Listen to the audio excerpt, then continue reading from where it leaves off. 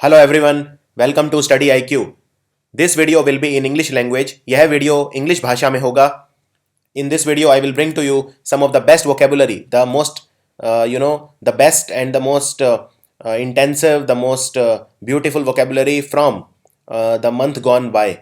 And all of these vocabulary words have been sent to me by the volunteers, and they read the newspaper, and whenever they come across any word that they feel it has a high probability of coming in the exams, then these words are forwarded to me. Now I've made a lot of videos in Hindi, more than 15 videos of vocabulary in Hindi. This is my first video in English language because there was a demand from the southern part of India and also from the northeastern part of India that I should make at least a few videos in English as well. So let's begin. These words are from the Hindu and my name is Dr. Gaurav Garg. First word is bemused. Now, what is the meaning of bemused? Bemused means confused. When you are confused as you know, when you don't know what to do, when you don't know what action to take, so you are lost in your own thoughts. In fact, you can also say absent-mindedness. That word can also be used. When you are absent-minded, you are standing in a metro and you forget your, you are lost in your own thoughts and you forget your mobile. That is absent-mindedness. So you are confused, lost in thoughts, you are bewildered. Bewildered means same as bemused. Puzzled also means same as bemused, or perplexed. These are all synonyms, absolute synonyms. Now please note one very important thing. There is a word in English called amused. Okay, so what is the difference between bemused and amused? Now, amused means to entertain. For example, you go to a circus where the joker or the clown, he amuses you. He does not bemuses you. He does not confuses you. So this is one of the most important set of confusing words in English. And a lot of people make this mistake in our day-to-day lives where they have to use the word bemused, they use the word amuse. But sometimes both can happen. For example, I remember that I saw a movie called Chocolate. It was a movie in which there were a lot of stars like Arshad Varsi, Irfan Khan and Anil Kapoor. And after watching the movie, I was both bemused and amused. Means I was a little confused. To be honest, I did not understand the movie. That is why I was bemused. And second, I was a little entertained also. So I was amused. So amused means to get entertained and bemused means to get confused. Next word is doggedly. Now, whenever you have ly after a word, it means, it is an adverb. Although not the case every time, but yes, in most of the cases, whenever you will have the word ly, it will invariably means an adverb.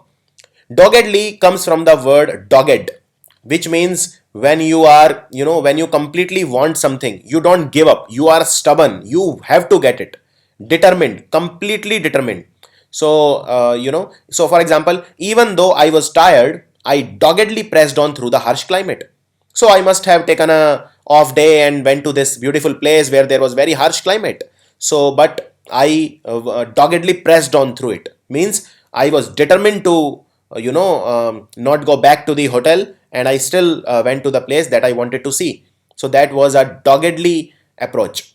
So like that you can use this word, in various contexts. So doggedly means when you don't give up, when you are determined to get something, when you persevere, that is called doggedly. Metaphor. So in English there are two kinds of things. One is metaphor, one is simile. So let's talk about metaphor. So metaphor is basically, when you compare the two things, in such a way that you symbolize something. So for example, let's say if there is a classroom and all the pupils, all the students, they are talking. So what does the teacher say usually? At least my teacher said so. She used to say, everybody please keep quiet. Don't make the classroom a fish market. Now, what is the meaning of this? Now, it doesn't mean then that the classroom is actually a fish market, but it is a symbolic way. It is an analogy to compare the two things. That is called metaphor. When we compare a classroom to a fish market, like what happens in a fish market, there is, there are people going here and there is a lot of noise, there is a lack of discipline. So, like that, there was classroom. So, she compared it to a fish market. It is a metaphor. Like that, if there is a pretty girl, then we say that, her eyes are like the ocean, something like that. So, that's all metaphor. Next is stumped.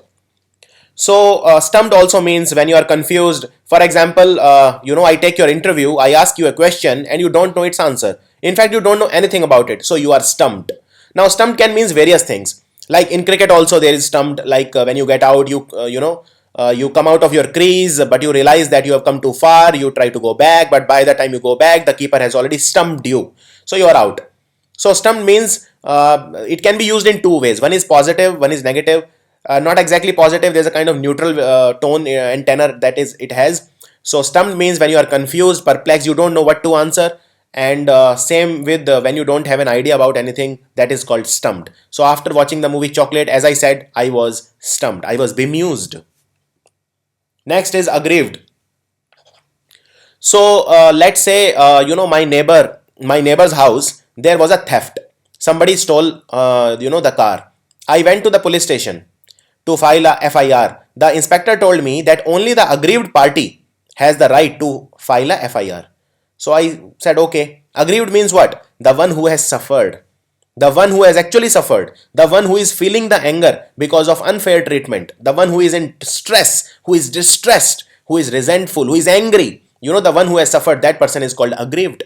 So for example, the inmate, this is inmate, make this N. The inmate was aggrieved because of harsh treatment by the jail officials. As is always the case, the inmates, they are often treated unfairly and severely by the jail officials. Absurd. So it gave rise to a word, absurdity. What is absurdity? And what is the meaning of the word absurd? See, absurd means, when you are unreasonable, when you are speaking something but it doesn't make any sense, or a situation that doesn't make any sense. When you are not happy with your behavior, when you are not happy with your answers, you give absurd answers, means without thinking, foolishness, without any meaning. That is called absurdity. So for example, as I came out of the interview room, I felt sad at the absurdity of some of the answers that I had given. What does it mean? It means that, as it always happens when you are sitting in an interview and the interviewer asks you something, that time you are not able to give a very good answer. But when you come out of the interview room, you feel, oh, I should have answered that, I should have answered that, it's like that. So absurd means not without much thought, foolish kind of behavior. That is called absurd. The quality or state of being ridiculous or unreasonable, that is called absurdity. Bereft. Bereft is basically, it has a lot of meanings. For example, the meaning, for example, in with respect to India, like in India, where do we use bereft? Bereft, usually we call someone, like he is bereft of love because, his girlfriend left him.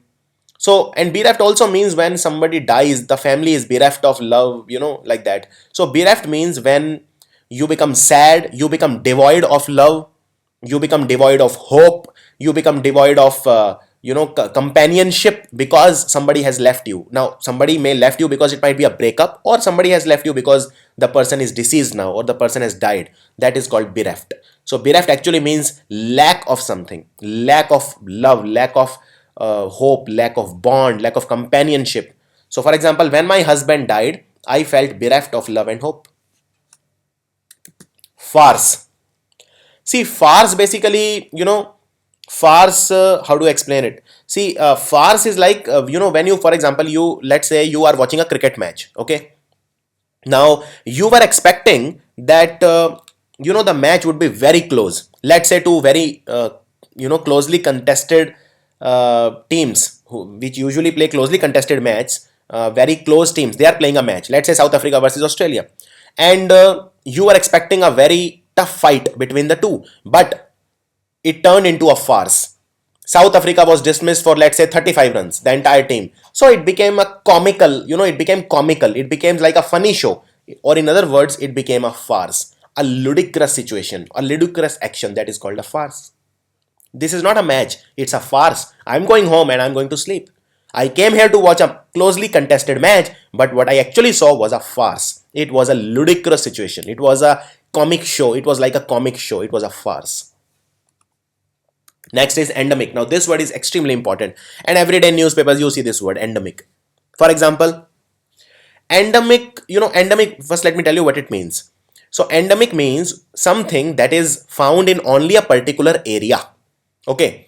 Now there are certain diseases which are endemic to an area, which means they will only affect that area. For example, let's say Zika virus. Now Zika virus is not there in Asia, at least not, it's not very prevalent. Even if there are some odd case here and there, that's fine, but you can't say that Zika virus is prevalent in India or it is widespread in India. No, it is endemic to South America, which means it is mostly restricted to Brazil, Colombia, and these countries.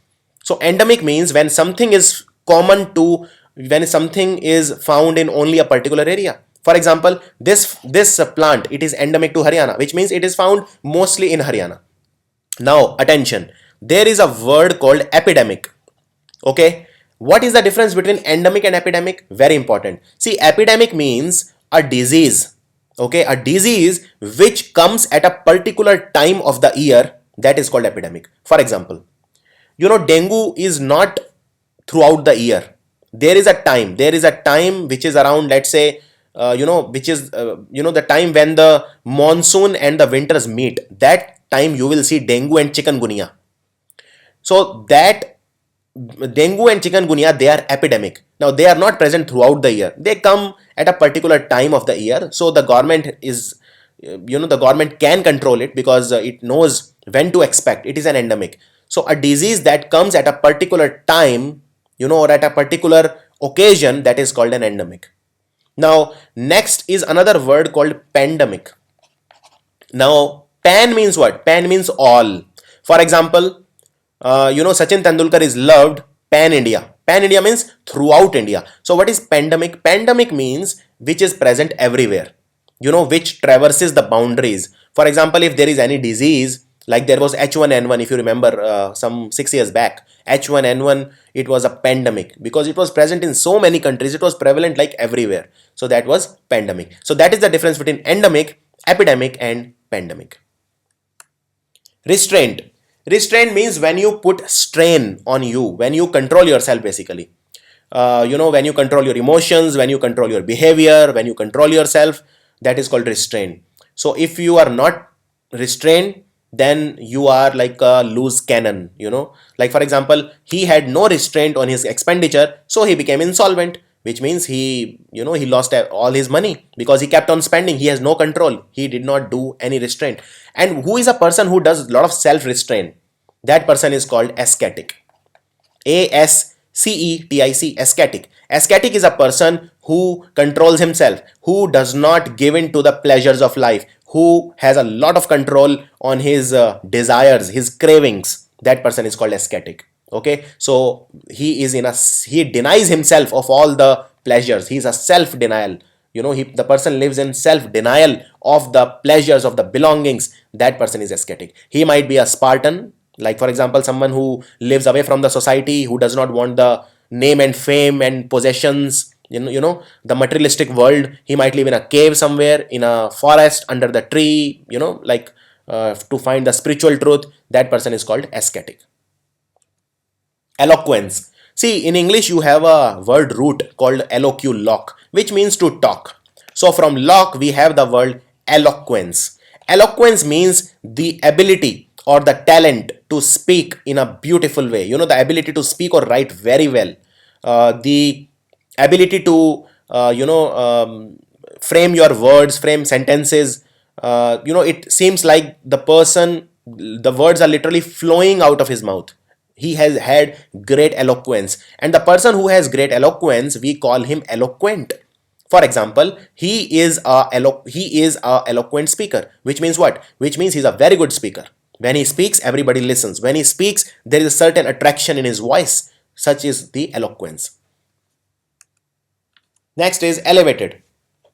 So elevate, you must have heard of elevator. You take an elevator in a mall to go up. So when something is placed higher than usual, higher than normal, that is called elevated. For example, this house, it should have been here on the floor, okay, on the ground, but it is elevated, means it is higher than normal. Now please note that there is a difference between the word elevated and elated. So you might get confused between the two. Elated means very happy. Okay, very happy. I'm very happy. I'm elated. I'm ecstatic. I'm euphoric. Because my YouTube channel has just reached 2 lakh subscribers. So I'm elated. I'm not elevated. Okay, I'm elated. But Elevated means when something is higher than normal. For example, in India, if you see cricket stars, they have been elevated to the status of God. Now, you know that, like for example, we say Sachin is God. So he has been elevated to a status. His status has been elevated, which is higher than normal. Next is inaccessible. When something is accessible means it is within your reach. Okay. But if something is inaccessible means it is difficult to, it is impossible or very difficult to reach. Now it might be a place, it might be a person. For example, the MLA of my area is inaccessible to the poor. Means the poor cannot reach him, the poor cannot talk to him, the poor cannot go to his house and have an appointment with him. He is inaccessible.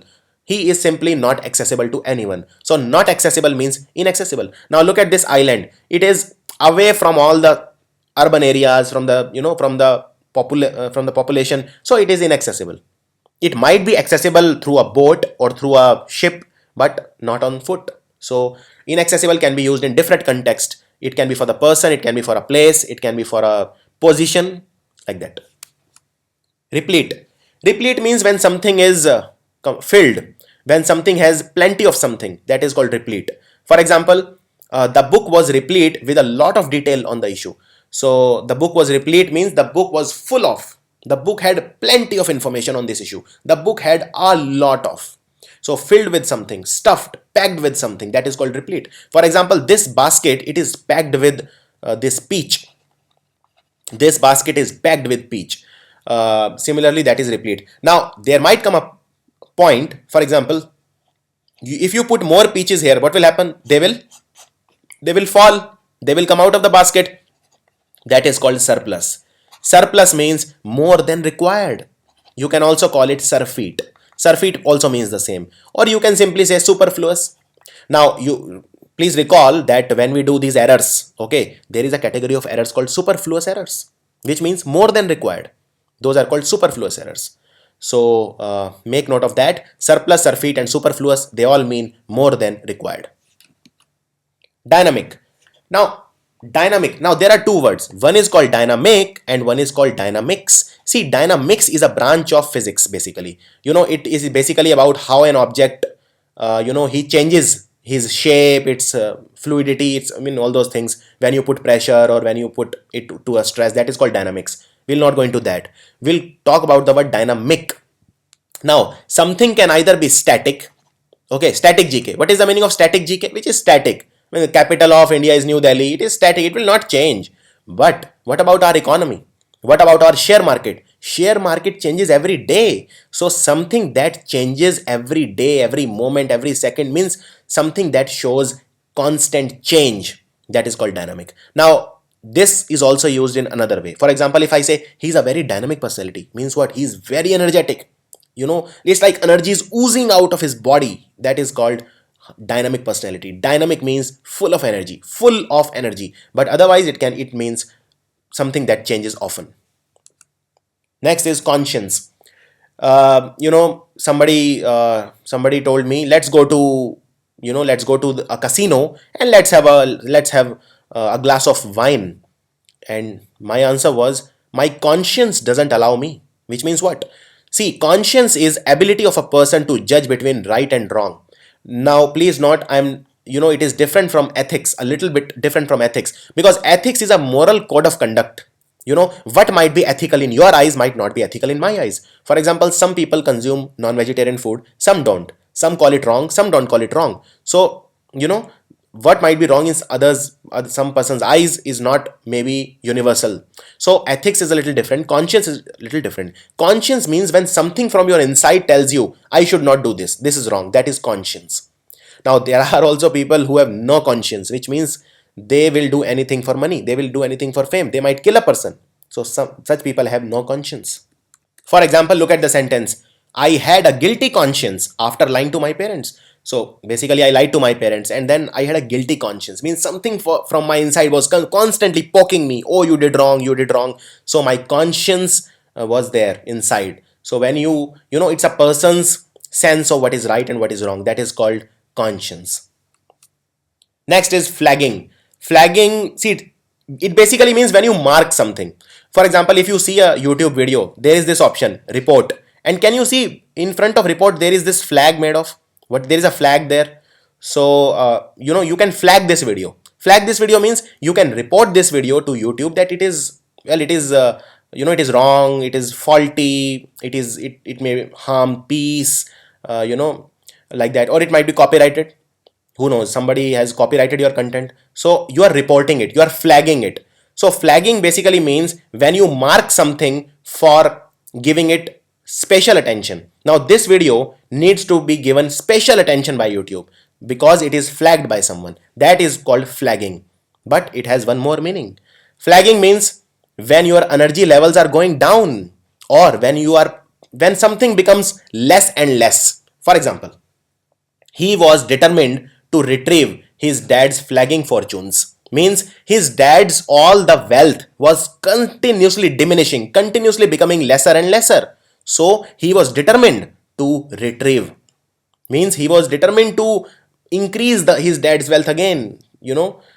For example, if I flag while studying, please bring me a coffee. If I flag while studying means if my energy becomes less and less. If so something when it becomes lesser and lesser, that is called flagging. Like a flagging horse. What is a flagging horse?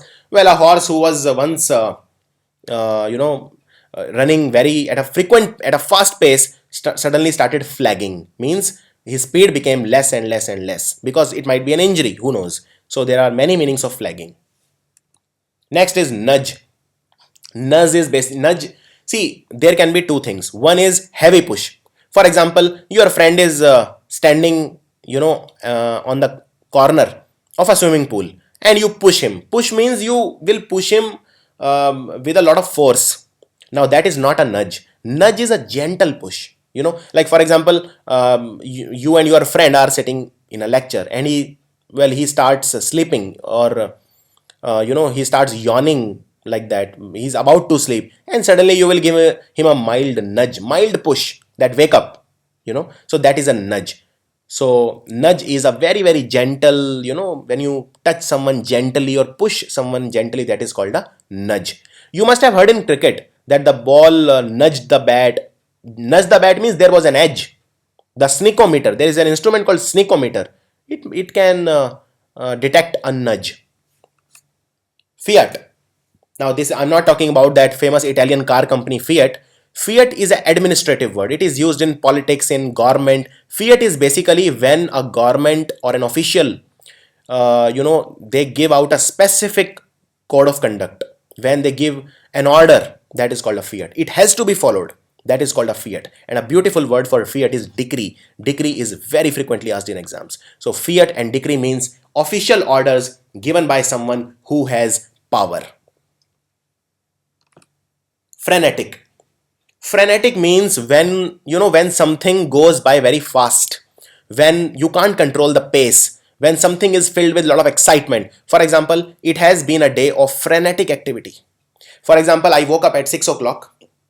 Then I had to go to, then I had to go for a walk. Then I had an appointment with a physician at around, I think at 9 o'clock. And then I had an appointment with my lawyer.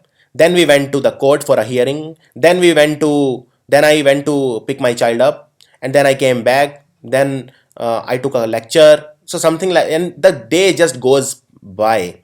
It was filled with continuous activity. That is called frenetic activity. Frenetic means completely you're doing something or engaging something, not much time to think. The pace of the day, the speed of the day is uncontrollable. So that is called frenetic. Now that frenetic word can be used in any sense. It can be used to represent a quality of a player. For example, Ronaldo has frenetic pace, uncontrollable pace. Or it can be used to show events. So generally frenetic in day-to-day lives, we use it to show events. Enunciate. Enunciate means when you speak something very, very clearly. When you have a very clear idea about what you want, that is called enunciate. You don't talk diabolical, you don't you don't dwindle while talking. For example, there is a word called explicit. Explicit means very crystal clear. There are some teachers, they speak in a very, very like a double meaning way, or you are not sure what they mean by something. But enunciate means when a person articulates something very, very clearly, very crystal clear thoughts on something. For example, the speaker enunciated his thoughts on Vedic philosophy. So that is called enunciate.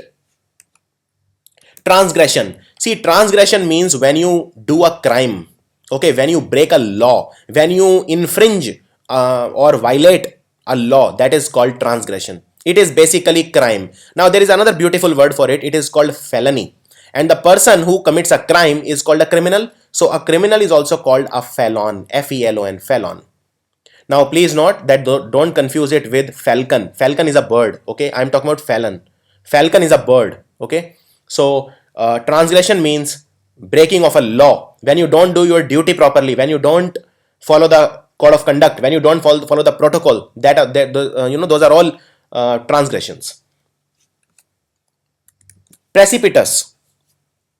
Precipitous means when something is very, very steep, high or perpendicular. For example, if you have gone to Vaishno Devi, I don't know whether you have, I think it is around 12 or 13 kilometers walk that you have to do before having the holy vision, of the deity.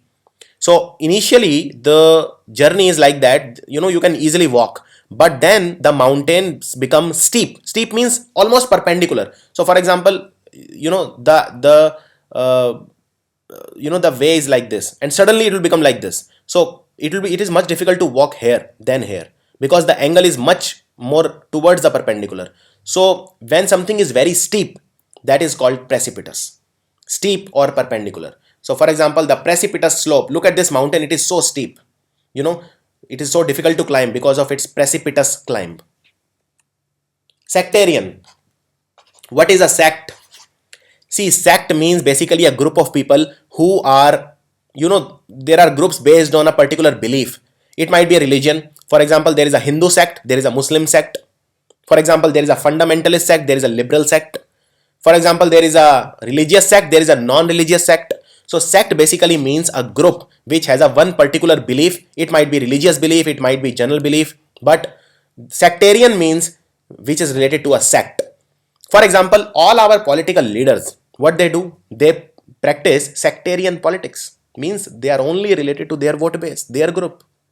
So sectarian means something that is related to religious or political sects and the differences between them. Like, there is an old saying that there is one thing that is common to all the religions. And what is that? That is that our religion is the best, all others are bad. So it's a sectarian philosophy. It's a sectarian thought that every religion preaches. So sectarian means when people are divided into sects and, corresponding to sects. Surreptitiously, it's a beautiful word. When you do something surreptitiously, you do it secretly. You don't tell anyone. For example, I came back to my home at 1 a.m. in the morning. That time my dog was, on the gate. He was sleeping at the gate. And I did not want to wake him up basically. And so I walked into my house surreptitiously, secretly, so that nobody notices. So something when done in a secret way is called surreptitious. Surreptitiously. You can also call it slyly. You can say, I came back to my home slyly or surreptitiously or stealthily or in a clandestine manner. Clandestine also means something done secretly. Furtive also means the same. Sly also means the same. Or you can also call it covert. I came back covertly. It was a covert operation. Covert operations mean like surgical strike. You must have heard about surgical strikes. It was a covert operation. Nobody knew about it. Only when it was carried out, it was finished, did we come to know about it. Eclipse. So I'm not talking about solar eclipse and lunar eclipse. Eclipse basically means when something is hidden, it is blocked, it is covered by something else. For example, my television is eclipsed by my mother because she is standing in the way. It is blocked, it is covered. It is impeded, it is obstructed. When there is a view is obstructed. But we don't use eclipse like that. We use eclipse how? Let me tell you. For example, let's say there are two political leaders, A and B. A is very articulate, he is very good at speaking, so he will eclipse B. when it comes to debating. For example, his wife eclipses him when it comes to talent. Means his wife has more talent. She eclipses him. Means he is like hidden. He is hidden in front of his wife. He completely eclipsed by his wife. That is how we use it in the day-to-day lives. Disseminate. Disseminate means when something is diffused, when something reaches other people. So when, for example, only I knew about the surgical strikes, but after it was carried out, I got the permission to disseminate the information, which means to distribute the information, to circulate the information. So to disseminate means to make something reach as many people as possible. So distribute or circulate. For example, computers are used to disseminate information, TVs are used to disseminate information, like that. Next is obscene, obscenity. Obscene is what? It is vulgar. For example, if you are watching a movie in which there is a lot of vulgarity, now that vulgarity can be anything. It might be sexual content, it might be very explicit content, or it might be very vulgar language, obscene language. Now there was a Amir Khan movie, I am not recalling the name, which had a lot of abuses, lot of these vulgar language, obscene language. So vulgarity, obscenity, indecency, these are all called obscenity. So women demand strict laws against obscenity. Intricacies. See, intricacy, it's a very beautiful word and you should try to understand it in context. Intricacy means when you give attention to small details, when something is very hard to do. For example, if you take a look at the Indian silver work, the art, you will be impressed by its intricacies.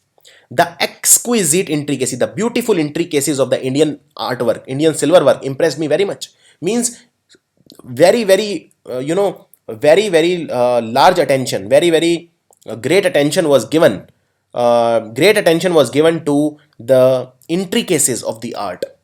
Intricacies means very complex details. When something is very hard to do, something that is very detailed, very intricate, that is called intricacy.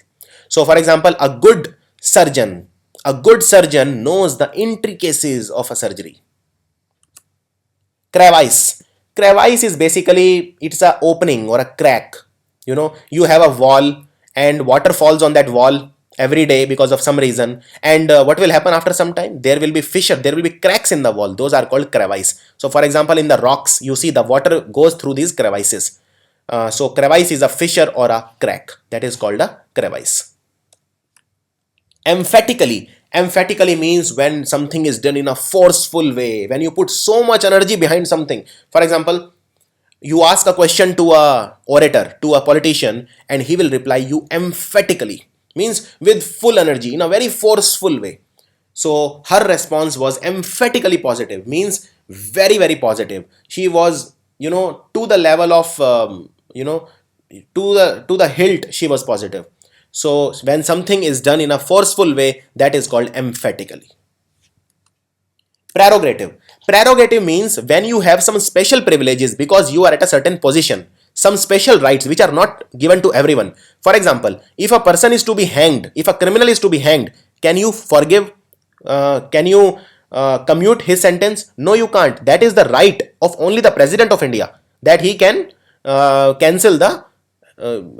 cancel a person from being hanged. He can commute his sentence. So that is a power, or that is a prerogative of a president. Prerogative means a special right or a special privilege that is enjoyed by a person because of his position.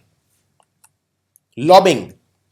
Lobbying means when you support one side, when you influence something, that is called lobbying. For example, let me give you a very live example, real time example. You are watching American elections these days, Trump versus Hillary Clinton. Media is lobbying for Hillary Clinton. Media is being paid, and I've been observing myself how Donald Trump is being slaughtered in the media. I'm not a Donald Trump supporter, and honestly, I couldn't care less who wins. In fact, I'm supporting no one. But media is lobbying for Hillary, means media wants that Hillary wins. So lobbying means when you try to influence something on an issue, that is called lobbying. For example, what do these cigarette companies do? They lobby. They lobby means they influence the laws. How they buy out the judges, they buy out the judiciary, they buy out the politicians, they give a lot of bribes, there is a lot of corruption. So because of the lobbying, they are surviving. Radicalism. Radicalism means when you have an extreme ideas, like Donald Trump. So once Donald Trump was asked how to stop terrorism in America, he said, don't allow the Muslims to come in our country. Now what is that? That is a foolish idea. That is a radical idea, extreme idea. That is a, so basically radicalism is a concept, and a person who believes in radicalism is a radical. So there are two types of person. One is a liberal, one is a radical. Radical is a fundamentalist who will not move away from his thoughts, who is stubborn, who is very, he's like a hardliner. We call such person a hardliner. He is very obstinate and stubborn about his philosophy. That is called a right winger. You can also call this person a right winger. Whereas one is a liberal. Liberal person is the liberal word comes from liberty. Liberty means freedom. So a liberal person is more accommodating, more he will listen to you, he will try to accommodate your ideas. He is slightly more open-minded in his thoughts, very relaxed in his thoughts. Whereas one is a radical. So the terrorists, they are radicals, they are not liberals. Recourse. Recourse means something that you do to avoid a problem, or when a problem comes, you take an action. That is called a recourse. So it is basically a choice.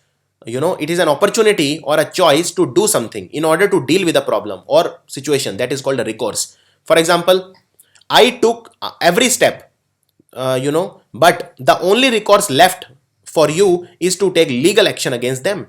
So for example, we tried everything. First we tried talks, they didn't work. Then we tried, we tried everything, but the only option left, the only recourse, the only choice left for us was to take legal action.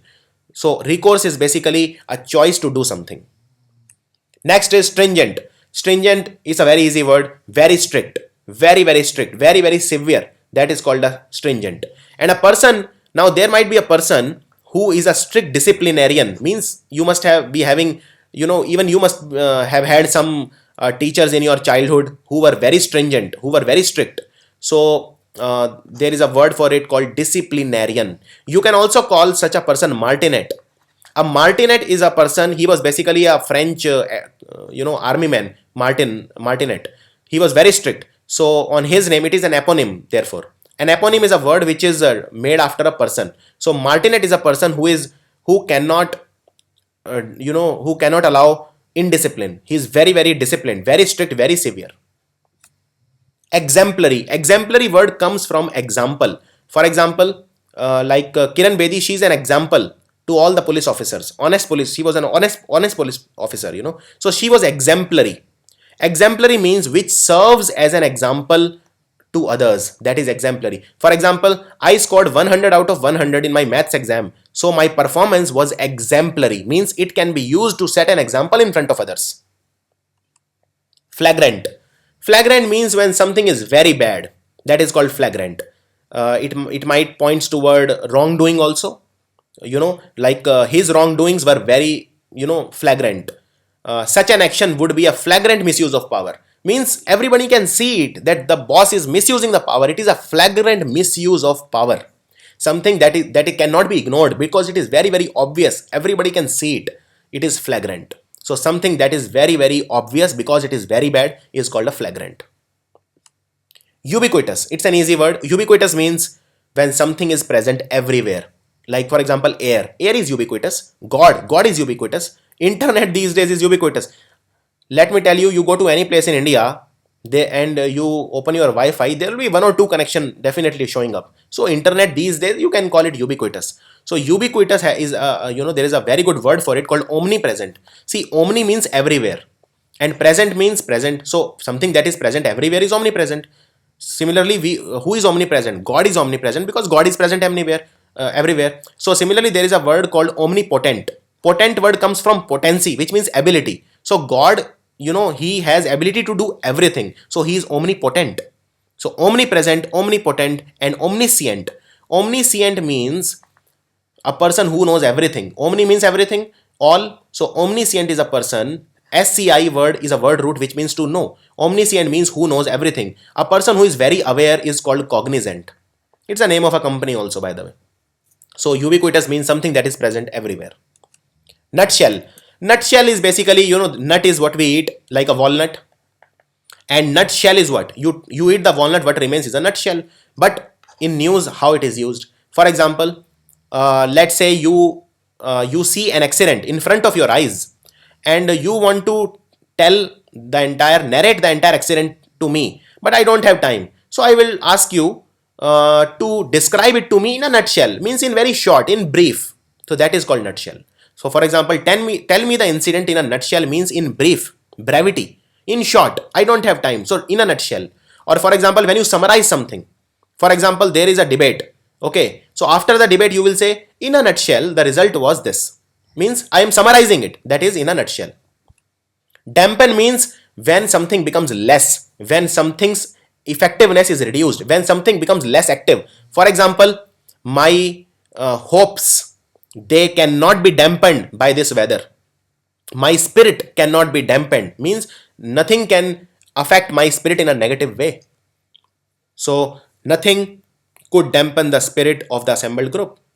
So that is called dampen, when something becomes lesser and lesser in its intensity. Thwart. Thwart means when you try to block something, you try to prevent something from happening. That is called thwart. For example, they are executing a plan to thwart his speech. Politicians, what they do, they try to thwart the progress of the country for their own benefit. That is called thwart. To prevent something from happening, from taking place, to impede something. You can also say impede. You can also say obstruct. So these were the best vocabulary words from this week. I think for the past 2 weeks, sent by volunteers to me. I hope you enjoyed the video in English. Please share the video as much as you can. If you want, that I'm very serious about it. If you want videos to continue in English,